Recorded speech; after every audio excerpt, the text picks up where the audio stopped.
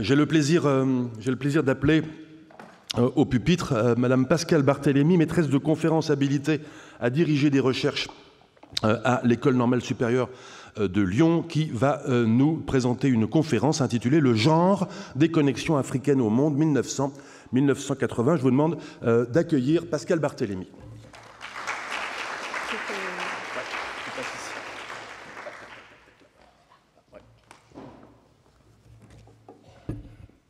Bonjour à toutes et à tous. Je voudrais tout d'abord remercier François-Xavier Fauvel et le Collège de France de m'avoir invité à participer à cette journée d'études et saluer également les associations partenaires de cette rencontre.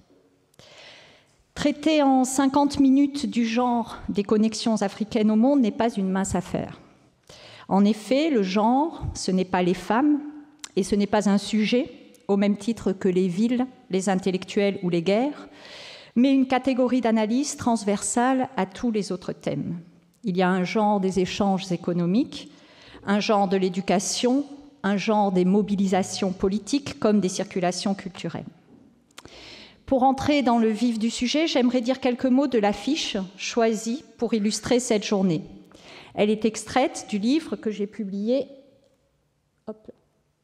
aux éditions de la Sorbonne en juin dernier et figure également dans le beau livre co-dirigé par François-Xavier Fauvel et Anne Lafont, L'Afrique et le monde, histoire renouée. Cette photographie a été prise à Vienne, en Autriche, en juin 1958, lors du 4e congrès de la Fédération démocratique internationale des femmes, la FDIF, créée à Paris en 1945. Cette affiche devient un mois plus tard la couverture du magazine Femmes du monde entier, diffusé depuis Berlin-Est à travers le monde. Traduit en 5 langues, ce magazine a circulé en Afrique et a contribué à informer les Africaines des luttes des femmes du reste du monde. Il a aussi permis à ces dernières de publier des informations sur leur situation et leurs combats. Au fil des années 50, la place des femmes africaines dans les colonnes du magazine ne cesse d'augmenter. Sur cette photographie figurent 3 femmes. À droite, Jeanne Martin Cissé, originaire de Guinée, mais qui représente à Vienne le Sénégal. Au centre, Bassata Djiré Dembélé, secrétaire générale adjointe du Comité des femmes travailleuses du Soudan français, l'actuel Mali. Et à gauche, Marthe Wandier, qui représente l'Union démocratique des femmes camerounaises, autrement dite UDFEC. Cette photo atteste de la présence des femmes d'Afrique dans des congrès internationaux à la fin des années 50. Elle nous montre aussi comment ces femmes se donnent à voir à travers les vêtements qu'elles ont choisi de porter et la manière dont elles incarnent différentes façons d'être femmes africaines sur la scène internationale. Alors que la légende de la photographie mentionne « Elles étaient comme des fleurs, ces déléguées de l'Afrique noire, vêtues de leurs beaux costumes nationaux », on peut remarquer que si Bassata Djiré est en grand boubou, Jeanne Martin porte une camisole sur une jupe droite et Marthe Wandier un chemisier blanc avec une jupe longue de facture occidentale. Je voudrais montrer ce matin qu'aborder les sociétés africaines et le monde par le genre, ce n'est pas seulement décrire les connexions des femmes au regard de celles des hommes, mais interroger les transformations du masculin et du féminin, comme les hiérarchies entre les sexes que ces connexions ont pu provoquer en Afrique. Peu de travaux abordent ces questions en tant que telles, et il faut se reporter bien souvent aux publications sur le genre ou sur les femmes en Afrique pour y dénicher des informations. Je renvoie à la synthèse déjà ancienne de Catherine Kokrividrovitch, ainsi qu'au bilan plus récent publié par Odile Gerg à l'occasion des 25 ans de l'histoire des femmes en Occident. Du côté de l'histoire globale ou connectée, l'articulation avec l'histoire du genre a surtout concerné l'histoire impériale et celle de la mission civilisatrice portée par les Européennes aux colonies, comme le rappellent les échanges publiés dans la revue Monde dans son dernier numéro, paru donc en 2022, « Le monde a-t-il un genre ?» Et je vous renvoie à cette conversation fort intéressante. La perspective du programme « Une histoire sociale des sociétés africaines » invite à articuler tous ces travaux pour étudier le genre des connexions, en gardant à l'esprit que les situations de contact ont eu un impact différencié selon le genre, mais aussi selon l'âge, la classe ou la catégorie socio-professionnelle, la religion, le fait de vivre en milieu urbain ou rural, d'être instruit ou non. L'articulation des rapports de domination produit donc des connexions d'intensité variables selon les échelles et qui, bien sûr, évoluent avec le temps. Mais il faut, à mon sens, se départir des lectures binaires qui verraient d'un côté des paysannes africaines analphabètes hors du monde et de l'autre des citadines africaines diplômées insérées dans les circuits internationaux. La perspective relationnelle nous oblige à penser les contacts entre les unes et les autres, la circulation des informations et les effets retours dans les sociétés africaines des contacts extérieurs. À travers 3 grands types de connexions, économique, éducative et politique, je voudrais montrer dans quelle mesure l'histoire connectée des sociétés africaines au monde a bien un genre. En 1929, dans le sud du Nigeria, d'abord dans la région de Calabar, puis dans celle d'Abeokuta, les commerçantes Ibo et Yoruba se sont révoltées contre les taxes que les autorités coloniales britanniques voulaient leur imposer par l'intermédiaire des chefs locaux. Cette mobilisation de grande ampleur qui a impliqué des milliers de femmes, connues a priori sous le nom de guerre des femmes, Women's War, a fait l'objet de nombreux travaux depuis les années 1970. Elle illustre à la fois le dynamisme des commerçantes ouest-africaines, leur connexion via les marchés où elles se retrouvent et échangent des informations, leur crainte d'une marginalisation économique renforcée par la crise des années 30 et leur demande d'inclusion politique dans les conseils indigènes. La répression par les autorités britanniques a conduit à la mort d'environ 50 femmes, mais celles-ci ont remporté la lutte puisqu'elles furent autorisées à intégrer les conseils indigènes du sud du Nigeria. Sarah Panata a proposé dans sa thèse, dont vous avez le titre en fin de slide, une analyse détaillée du répertoire d'actions de ces commerçantes qui empruntent à différents registres. Ces mobilisations de commerçantes que l'on retrouve dans le sud du Togo au début des années 30 sont un des effets de l'intégration des sociétés africaines au système capitaliste. Dans la lignée des Signares du Sénégal, ces femmes d'affaires très connectées au XVIIIe siècle et qui perdirent leur influence peu à peu, des entrepreneuses de commerce indépendantes se mirent à développer leurs affaires dans les principaux ports du golfe de Guinée au XXe siècle. Il y a déjà longtemps, Rita Cordonnier, dans Femmes africaines et commerce, les revendeuses de tissus de la ville de Lomé, a écrit l'histoire de ces market women, aussi appelées les Nana Benz, car leur prospérité économique leur permettait l'achat de Mercedes-Benz dans les années 1950.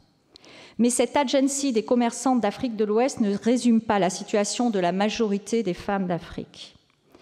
Depuis le livre pionnier de l'économiste danoise Esther Bolsvik, publié en 1970, les travaux se sont multipliés qui ont souligné que l'économie de marché a entraîné une marginalisation des femmes et une fragilisation de leur situation.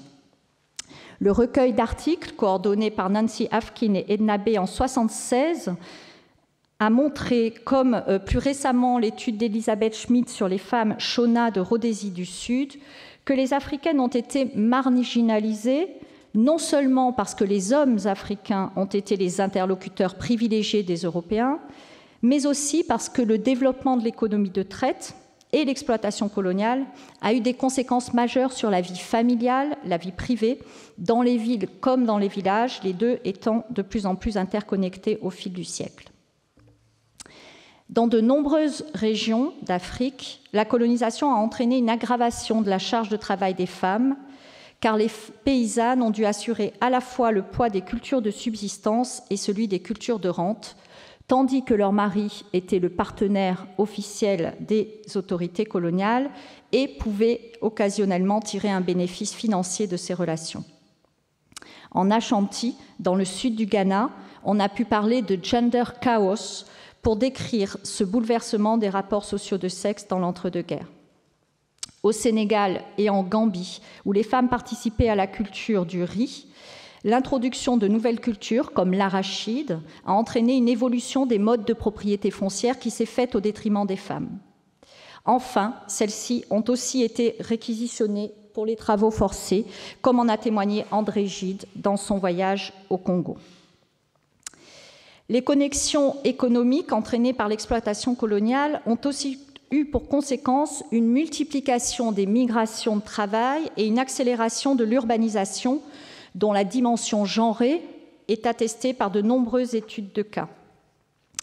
Le grand récit androcentré des migrations africaines a été progressivement remis en cause par plusieurs publications. Je mentionnerai le colloque publié en 2003 « Être étranger et migrant en Afrique », dont une demi-douzaine d'interventions à l'époque portées sur les femmes migrantes.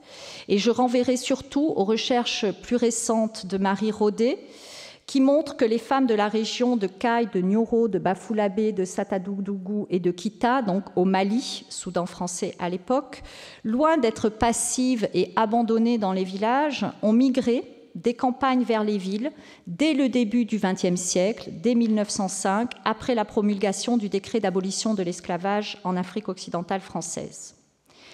Donc, même si le sexe ratio en milieu urbain reste longtemps défavorable aux femmes, qui sont moins nombreuses dans les villes africaines, ces dernières sont bien présentes et trouvent à s'employer dans le secteur dit informel, mais pas seulement.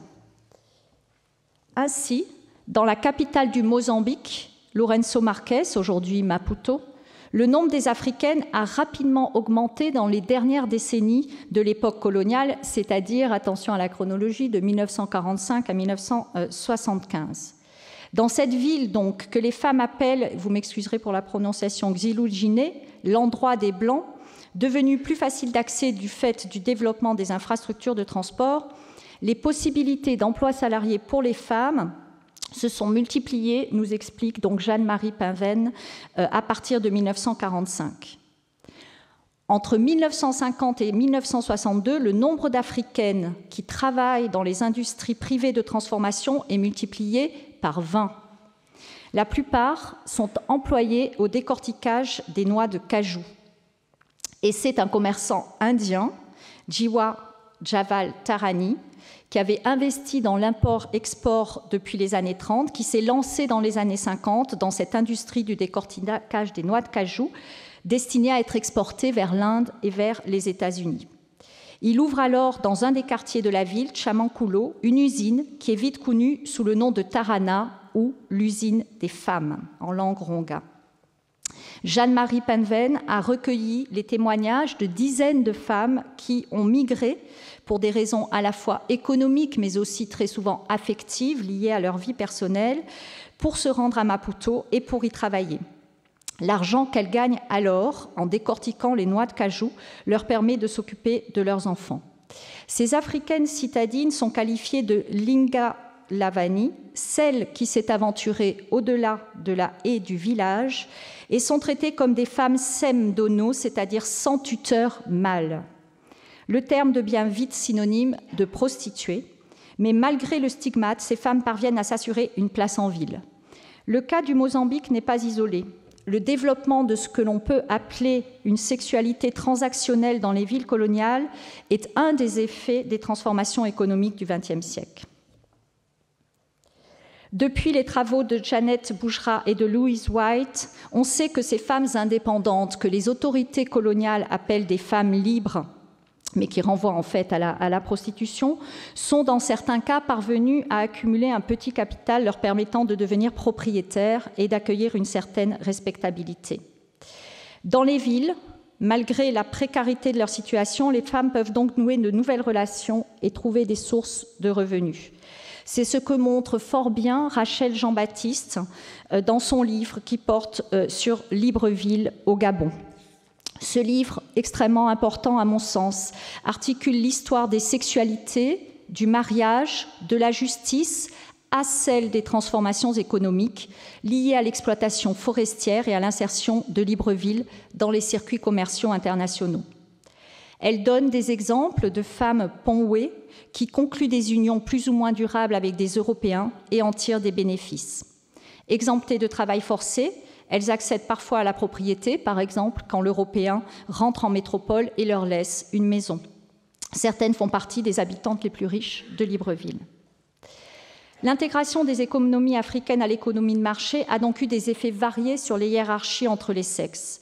Les femmes, globalement marginalisées et appauvries, ont cependant, dans certains cas, réussi à contourner les contraintes de genre et à améliorer quelque peu leur situation. Ces logiques ne changent pas fondamentalement dans les pays devenus indépendants, en majorité au début des années 60.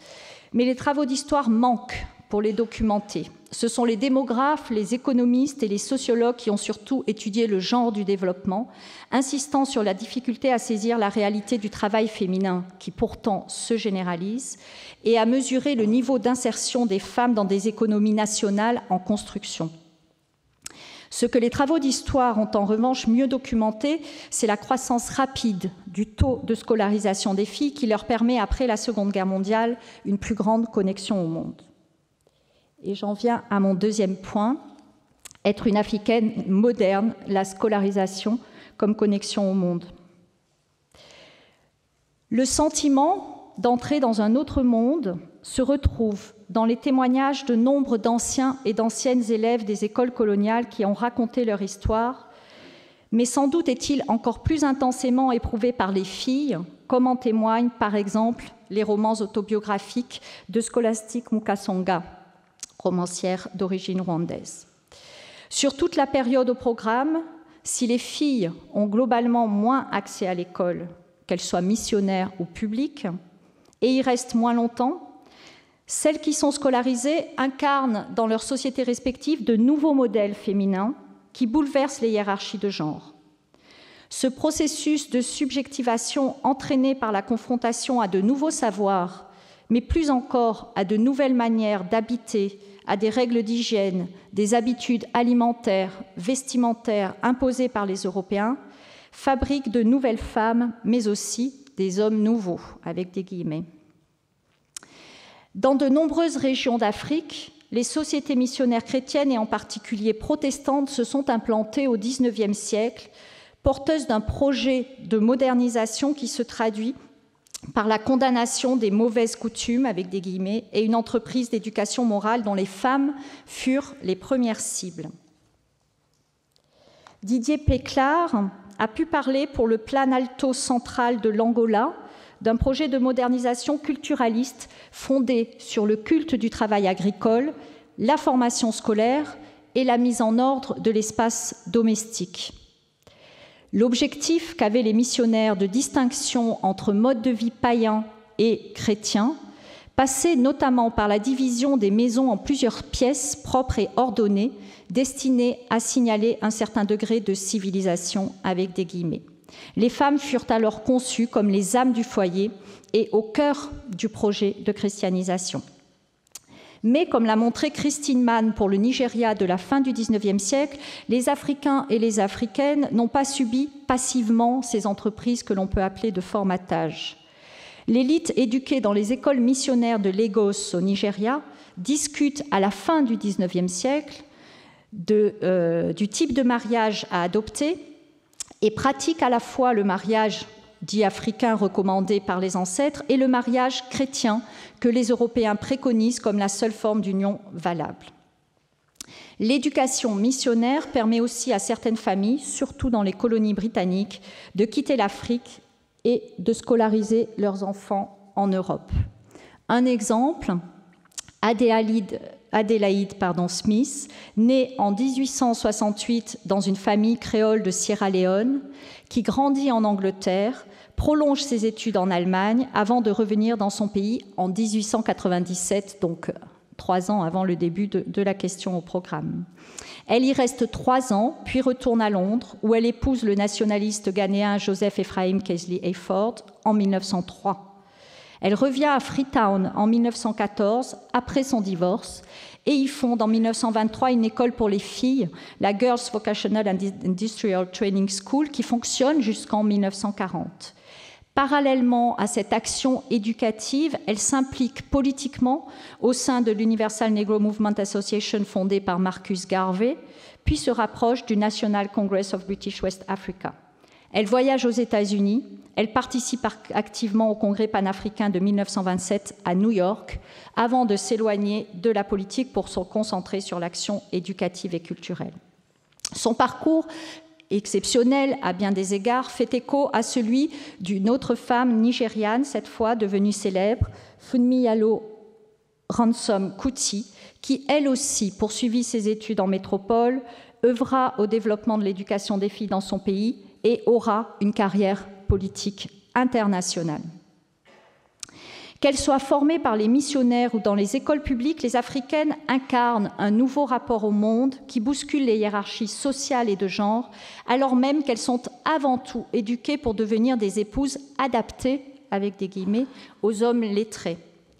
La production de couples, qu'on pourrait dire connectés, se retrouve dans de nombreux contextes.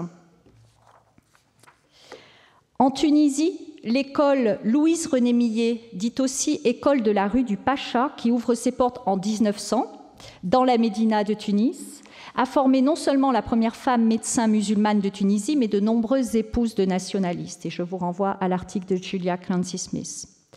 En Afrique occidentale française, dans les écoles normales fédérales qui forment des instituteurs et des institutrices africains, il s'agit aussi de fabriquer des ménages lettrés, loyaux à l'égard de la métropole. Les apprentissages concernent non seulement la formation intellectuelle et professionnelle, mais toutes les dimensions de la vie quotidienne et intime, de manière plus accentuée pour les filles que pour les garçons, bien que ces derniers n'échappent pas à cette politique de formatage. Ainsi, le Malien Bokar Cissé, élève en 3e année à l'école normale William-Ponty, se souvient des bals obligatoires auxquels il participa. Aller à la danse était une obligation. Les élèves de 1e et de 2e année étaient les cavalières et les grands de 3e année étaient les cavaliers. C'est-à-dire qu'on apprenait à danser et on se faisait cavalière ou cavalier.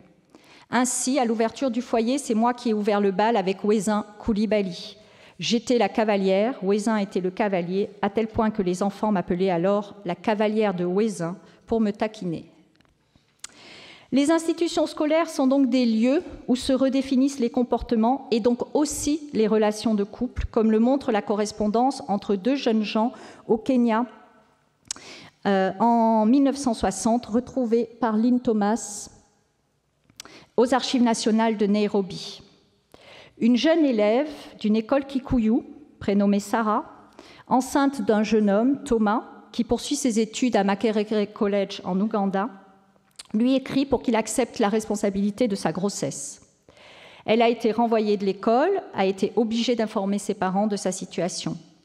Le jeune homme lui répond par une lettre de 4 pages dans laquelle il ne nie pas avoir eu des relations sexuelles avec elle, mais explique qu'elle a un autre petit ami qui est responsable de la grossesse. Il lui reproche son ignorance et s'efforce de la convaincre qu'elle n'est pas une lady, autrement dit une femme moderne. Il lui écrit qu'elle ne va pas au cinéma, qu'elle ne porte pas de chaussures à talons ni de rouge à lèvres, ne se fait pas de shampoing, n'a pas d'épingle à cheveux et ne sait pas danser. Au fil des échanges entre Sarah et Thomas, les lettres deviennent un espace de débat sur les convenances et la définition d'une épouse moderne. Ces questions sont liées aussi à la pratique de l'écriture et se retrouvent dans la presse après la Seconde Guerre mondiale avec la croissance des mobilités étudiantes qui concernent en majorité les garçons, mais aussi les filles. Si les élites masculines étudiantes et leurs connexions internationales sont relativement bien connues, il n'en va pas de même des étudiantes africaines dont les parcours parfois transnationaux ont fait l'objet de très peu de travaux. L'historienne Farah Rajaona a écrit un des rares articles sur les étudiantes africaines en France, en l'occurrence venues de Madagascar. Selon un recensement de 1957, les femmes représentent 28% des étudiants malgaches en France, soit 230 étudiantes pour 820 étudiants, alors qu'elles ne représentent que 10% de la population étudiante algérienne et 17% de la population totale des étudiants africains. Un peu plus du tiers de ces étudiantes malgaches ont déjà leur baccalauréat et viennent poursuivre d'autres formations. Genrées, bien sûr, en coupe et couture, en enseignement ménager, pour devenir sage-femme, infirmière ou assistante sociale, mais 38% de l'échantillon sur lequel donc, on a des informations suit des formations en droit, sciences, lettres, pharmacie, médecine ou chirurgie dentaire dans l'enseignement supérieur. Elles sont moins politisées que leurs camarades masculins, mais celles qui appartiennent à l'association des étudiants d'origine malgache sont très actives. Et quelques-unes d'entre elles font partie de la délégation malgache au Festival de la jeunesse de Varsovie en 1955. Même les pays où l'enseignement féminin est extrêmement peu développé ont envoyé des jeunes filles en France. Le mémoire de master de Nino Leroy montre que la première étudiante congolaise arrive de Brazzaville à Paris en 1947, suivie en 1948 par 2 autres jeunes femmes boursières. L'émergence de cette élite féminine éduquée suscite le débat entre les aînés congolais, qui s'opposent à l'instruction des filles, et les plus jeunes, étudiants en France, qui font de l'instruction féminine un gage de modernité. Dans la revue L'étudiant congolais ou dans Tam Tam, qui est la revue de l'Association des étudiants catholiques africains qui paraît en métropole, les prises de position s'affrontent. En mars-avril 1956, Édouard Ebouka Bakabas écrit « Au pays, on reste encore indifférent à l'égard du problème de l'émancipation de la jeune fille. L'encre a coulé et coule toujours, mais le problème n'est pas attaqué d'une manière effective. Il nous faut cependant des cadres féminins dignes de ce nom. L'africanisation des cadres, dans la mesure où il y en aura une, ne doit pas être seulement au bénéfice des hommes. Congolais et Congolaises doivent évoluer de concert pour assurer une stabilité de la race. » Suite à un article paru dans le journal France-Équateur en mars 1955 qui critique la faible moralité des étudiantes d'outre-mer à Paris, une jeune Congolaise, qui malheureusement n'a pas signé son texte, prend la plume. Que M. Claes dise que notre venue en France est un privilège pour nous par rapport à nos sœurs restées au village, soit. Mais parler d'orgueil qui gonfle nos cœurs, cela est un peu abusif. Une fois encore, ceci dénote son ignorance quant à ce qui concerne le comportement des étudiantes africaines en France, leur point de vue, leurs aspirations. Pour nous toutes, nos vœux, nos espérances les plus chères sont de rejoindre nos foyers, de faire bénéficier nos sœurs de notre modeste savoir. M. Claes parle des mal évolués. S'il en existe, nous ne sommes que les victimes d'une politique longtemps pratiquée outre-mer, à savoir que nous devions renier notre passé et n'être que les admirateurs béats de la civilisation occidentale, en un mot, à faire de nous des mal évolués. Que M. Claes veuille bien nous dispenser de ses bons conseils, nous lui demandons pour le moment la liberté de nous instruire. Pour ce qui est de notre capital moral, nous possédons suffisamment d'outils nécessaires pour le façonner selon notre personnalité. L'école débouche ainsi sur une prise d'écriture qui facilite l'intensification des relations entre certaines Africaines et le reste du monde. Les jeunes filles s'emparent aussi de la presse, comme Mabel Dove Danka, née et éduquée en Sierra Leone puis en Angleterre, qui tient une chronique sur les femmes dans le Times of West Africa dès les années 30 et qui devient en 1951 rédactrice en chef de l'Accra Evening News en Gold Coast. Au Sénégal, en 1964, juste après l'indépendance, un groupe de femmes lettrées fonde la revue Awa, la revue de la femme noire, autour de la première femme journaliste sénégalaise, Annette Mbaye d'Erneville. Produite au Sénégal par un comité de rédaction entièrement féminin, Awa entend s'adresser aux femmes noires du monde entier. Si son tirage est limité, 5 000 à 7 000 exemplaires, le contenu montre qu'elle est connectée au réseau intellectuel de la diaspora noire et de la cause des femmes en Afrique, en Europe, aux États-Unis et en URSS. Tout en se définissant comme apolitique, le magazine donne la parole à des femmes politiques d'envergure, parle de construction nationale et de conscience panafricaine. J'en arrive à mon troisième point sur le genre des luttes transnationales. En 1900, la reine-mère Yaa Asantewaa exhorte les hommes Ashanti à combattre les Britanniques et prend la tête d'une armée. Sa défaite et son exil aux Seychelles marquent un tournant dans l'installation coloniale dans le futur Ghana.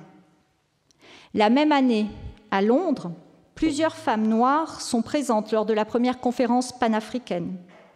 2 d'entre elles, américaines, font des communications remarquées.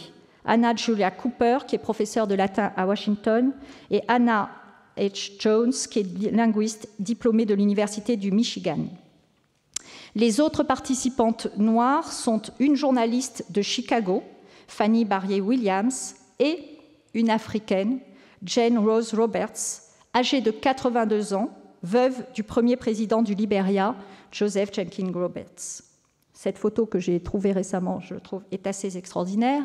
Quoi de commun en 1900 entre Yaa Asantewaa et Jane Rose Roberts, deux femmes africaines, leur appartenance au continent et leur lutte pour que leur pays soit reconnu comme souverain.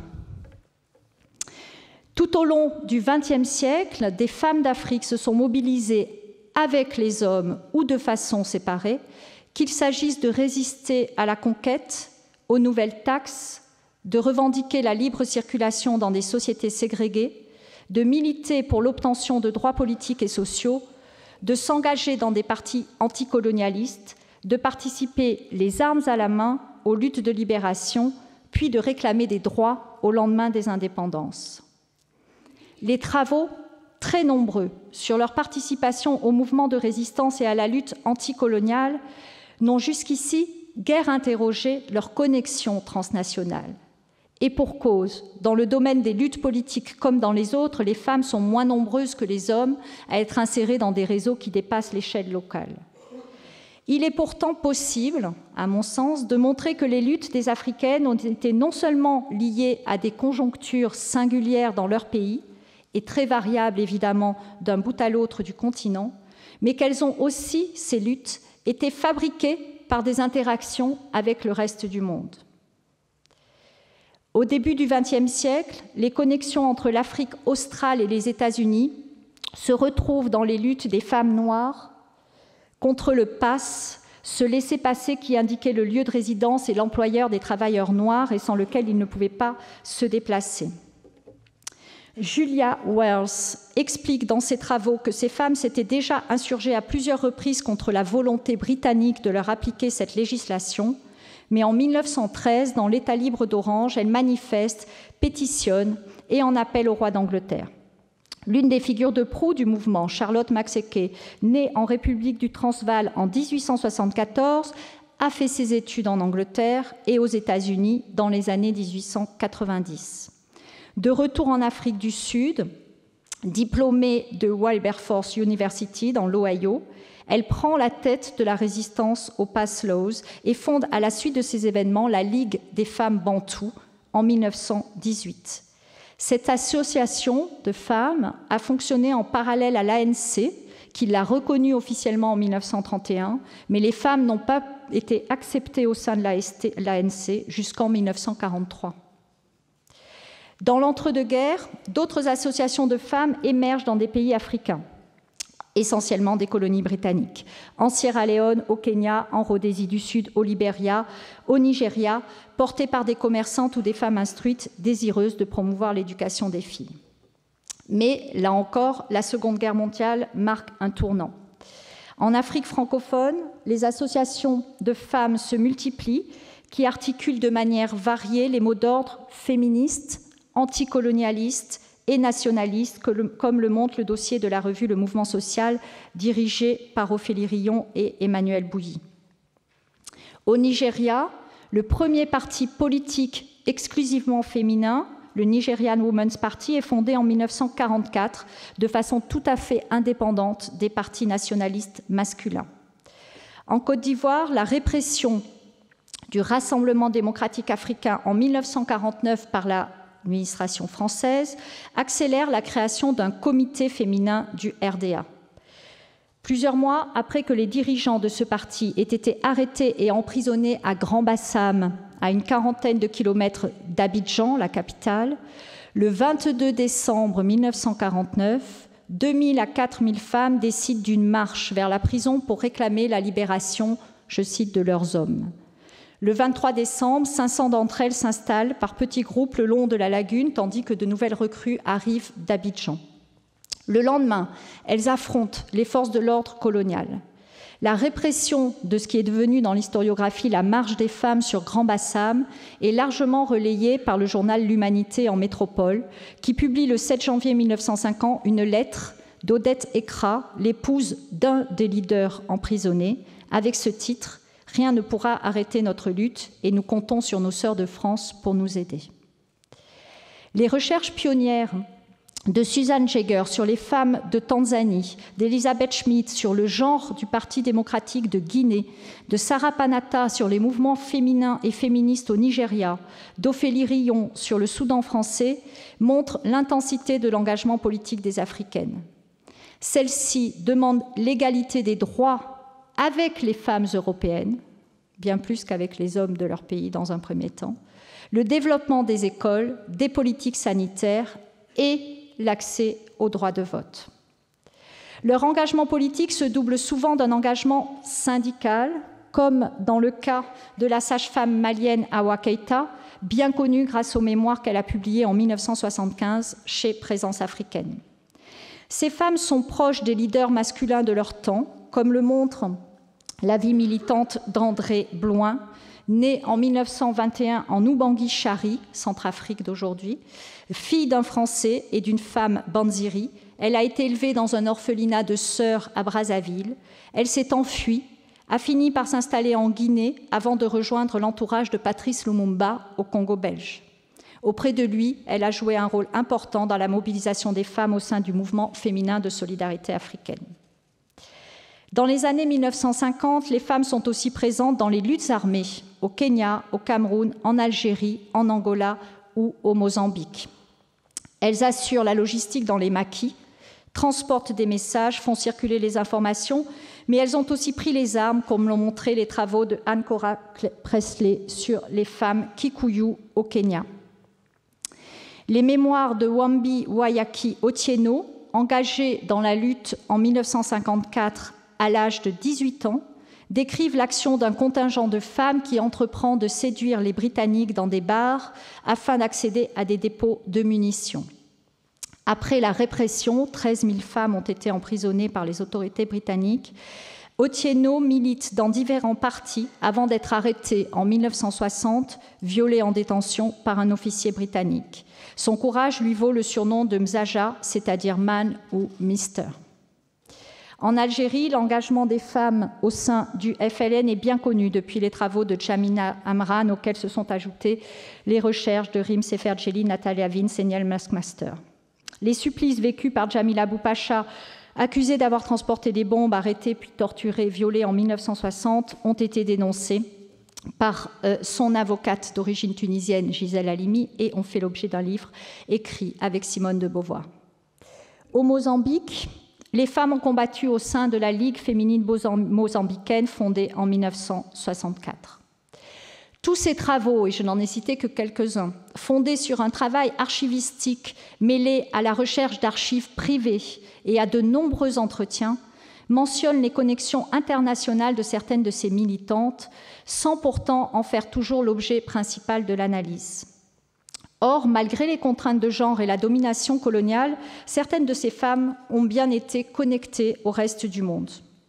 Ce sujet est donc au cœur de mon dernier livre qui questionne la solidarité de genre dans le contexte d'inégalité systémique qui fut celui de la colonisation. J'y étudie en particulier les relations entre des Africaines et deux organisations féminines d'obédience politique opposées, l'Association des femmes de l'Union française et la Fédération démocratique internationale des femmes. J'y montre en particulier, comme sur l'affiche de cette journée, mais encore sur cette photo, que des femmes d'Afrique de l'Ouest ont participé au congrès de la FDIF dès 1949. Et vous avez ici Célestine Ouezin Koulibaly en compagnie de Marie-Claude Vaillant-Couturier et d'une déléguée d'Ouzbékistan, Elbaï Doulaïa, à Pékin en décembre 1949. D'autres travaux ont exploré ces questions à travers la presse en Égypte, par exemple. Et Meredith Tereta a étudié, elle, un corpus de plusieurs centaines de pétitions envoyées par l'Union démocratique des femmes du Cameroun à la Commission des mandats à New York entre 1949 et 1960. Dans ces pétitions, ces femmes camerounaises demandent la fin des discriminations raciales, des mesures économiques en leur faveur, des services sociaux pour les femmes et les enfants. C'est aussi à la tribune des Nations Unies que la chanteuse sud-africaine Myriam Makeba dénonce les violences de l'apartheid. Fille d'un instituteur et d'une mère domestique, elle a grandi dans un township des environs de Johannesburg, a été scolarisée quelques années dans une école méthodiste, est entrée dans la chorale et elle est restée évidemment célèbre grâce à la chanson Pata Pata qu'elle a interprétée en 1956, qui a circulé dans le monde entier. Sous le régime d'apartheid, les liens entre les féministes sud-africaines et afro-américaines sont essentiels, comme l'a montré Jacqueline Casteldine dans l'article dont vous avez le titre au tableau. Elle examine en particulier le parcours des deux militantes importantes, la sud-africaine Bertha Mitchell et l'américaine Eslanda Goode-Robson. La première fut formée par les missions protestantes, puis au sein du principal syndicat sud-africain, puis au sein de la branche féminine de l'ANC dont je parlais tout à l'heure. Des lettres des leaders de la STJ adressées aux femmes de l'ANC montrent que les premières s'inspirent de l'action des secondes. Elles en appellent à l'émancipation de toutes les femmes noires dans le monde, mettent en avant leur rôle maternel et familial. En Afrique du Sud, pour lutter toujours contre le PASS, aux États-Unis, contre les violences sexuelles et raciales. L'étude de ces connexions militantes suggère que le panafricanisme a eu un genre, jusqu'ici très peu traité par l'historiographie. 3 femmes sur 40 personnalités font l'objet d'un portrait dans le collectif dirigé par Hakim Hadi et Marika Sherwood. La sierra-léonaise Constance Agatha Cumming-Jones, l'américaine Amy Ashwood Garvey et la trinidadienne Claudia Jones. Or, elles furent bien plus nombreuses à circuler en Afrique et dans le monde pour dénoncer les violences coloniales, réclamer des droits et défendre l'unité africaine. En Afrique, à partir de la fin des années 50, elles ont organisé des séminaires, des rencontres, des congrès pour développer des relations entre elles et mener des combats communs, y compris avec les femmes d'Afrique du Nord. L'un de ces moments de connexion a fait l'objet d'un article de Sarah Panatin sur le congrès intitulé « La femme africaine » qui fut organisé à Ibadan en 1960. La décennie des Nations Unies sur la femme lancée en 1975 accélère les connexions entre les Africaines et les femmes du reste du monde. Mais de nouvelles questions se posent alors sur la diversité des féminismes et la mise en cause de l'universalisme occidental par les femmes que l'on dirait aujourd'hui du Sud global. Ainsi, la Guinéenne Jeanne Martin Cissé, que vous avez sur la fiche de cette journée, élue présidente du Conseil de sécurité de l'ONU en 1972, explique que les femmes d'Afrique ne veulent pas être en guerre avec les hommes. Dans les années 60 et 70, l'exigence de construction et d'unité nationale dans les pays africains nouvellement indépendants renvoie souvent au second plan les revendications féministes, même si les situations varient bien sûr d'un État à l'autre. Les femmes d'Afrique, tout en se déclarant solidaires des autres femmes, entendent affirmer la singularité et la diversité de leurs préoccupations. La sociologue sénégalaise Awa Thiam l'exprime clairement dans La parole aux négresses qu'elle publie en 1978 et qui lui attire de nombreuses critiques. La romancière Mariam Abba choisit quant à elle la voie de la fiction pour aborder la question de la polygamie, des effets de l'éducation des filles et des bouleversements qu'elle induit. Son roman, Une si longue lettre, publié en 1979, est récompensé en 1980, ça tombe bien, à Francfort par un grand prix littéraire. Elle devient ainsi la première africaine à acquérir une visibilité internationale dans le monde des lettres, comme le rappelle Claire Ducournau dans sa thèse publiée. Et c'est donc avec les mots de Mariam Abba que j'ai choisi de clore cette intervention. Mon cœur est en fête chaque fois qu'une femme émerge de l'ombre. Je sais mouvant le terrain des acquis, difficile la survie des conquêtes, les contraintes sociales bousculent toujours et l'égoïste mâle résiste. Instrument des uns, appât pour les autres, respectés ou méprisés, souvent muselés, toutes les femmes ont presque le même destin que des religions ou des législateurs abusifs ont cimenté. Mes réflexions me déterminent sur les problèmes de la vie, j'analyse les décisions qui orientent notre devenir, j'élargis mon opinion en pénétrant l'actualité mondiale. je reste persuadée de l'inévitable et nécessaire complémentarité de l'homme et de la femme. Je vous remercie.